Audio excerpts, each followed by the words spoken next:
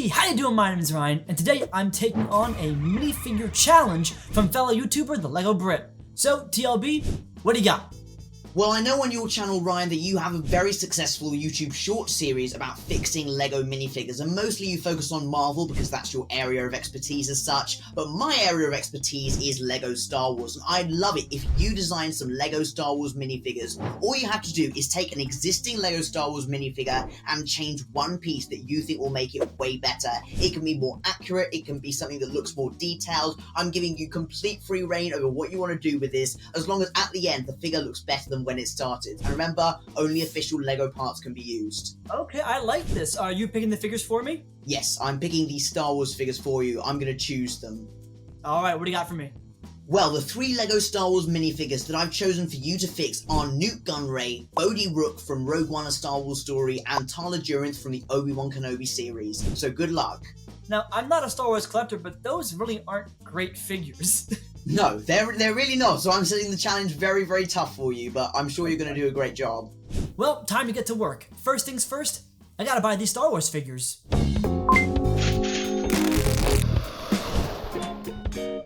So the figures have arrived in the mail, and that means it's time to fix them. And this gives me a great opportunity to really shed some light on how you fix LEGO minifigures. The first step of which is to identify the problem. In most cases, I'm looking for either inaccuracies of the character or large splotches of color. In other words, blank pieces. And it's pretty obvious looking at these three Star Wars figures, all of them have blank legs that I'm going to replace. Now, this is a pretty common issue, as most LEGO minifigures have blank legs or minimal printing on them. But what will I replace these blank legs with? Well, that leads me to step 2, finding inspiration for the fix. I'm looking at inspiration from 3 places: the character itself, what LEGO has done before, and the design of the figure. So take Tala Durinth for example, an Imperial officer figure. Now, most Imperial officers have blank legs, except one, the most expensive Imperial officer that came with the 2nd edition UCS Star Destroyer. That figure has dual molded legs with a black boot print, so that'll be the piece that I want to use for my fix, and thankfully, those legs also exist on the Ben Affleck Batman figure found in the Batman vs Superman wave, so that'll be my fix for Tala Durinth. Replace her legs with Batman's legs to give her a boot print. Now, how about Newt Gunray? These blank red legs do nothing to serve the character, who really requires a dress slope piece with ornate design on it. Now, there exists another Newt Gunray figure with this exact piece I'm looking for. However, 1, I don't have it, and 2, I think it'd be against the spirit of the challenge to do this fix. I want to use what's already in my collection from a different source other than the same character. I'd feel kind of odd saying I replaced Newt Gunray's legs with Newt Gunray's legs for this challenge specifically, so I'm not going to do that. Instead, I'm going to look towards the design of the figure itself.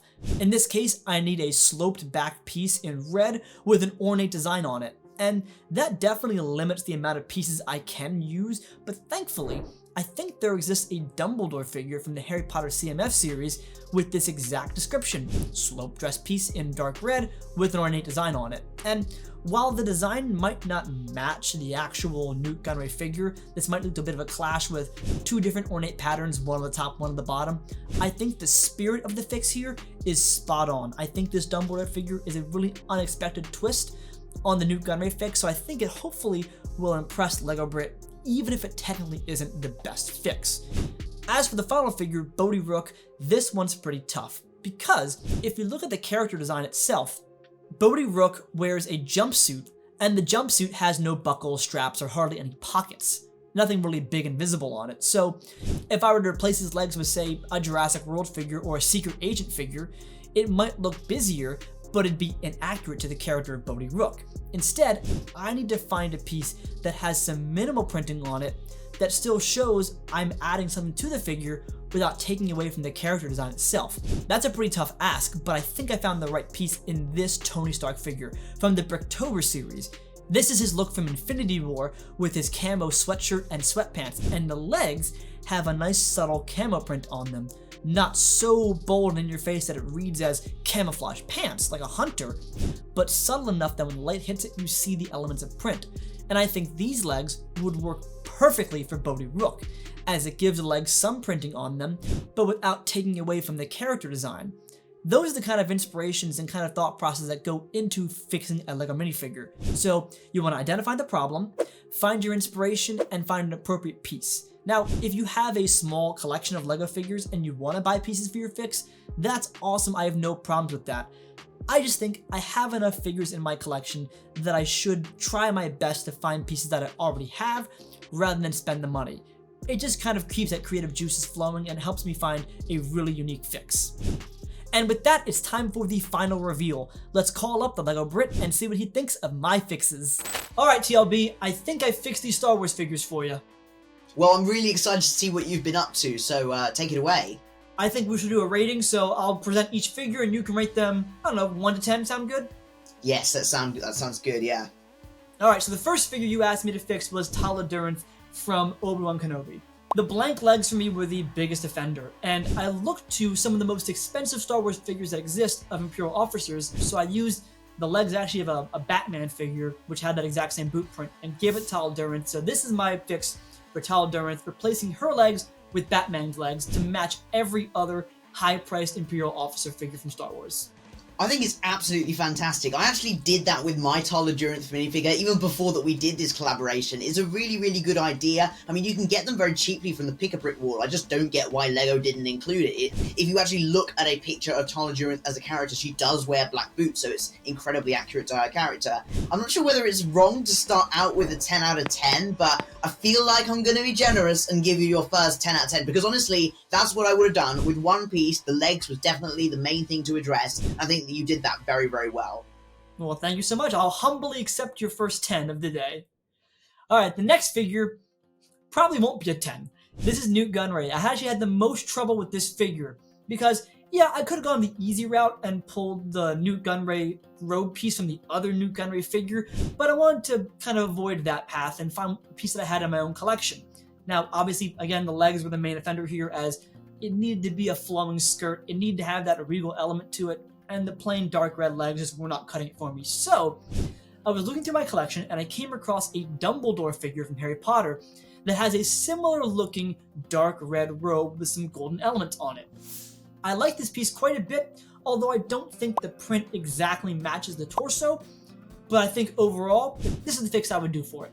I think it's a pretty inventive fix for sure. I think what you possibly could have done if you had more than one piece was actually put the Dumbledore torso on there as well. That would make it look a little bit more continual across the minifigure.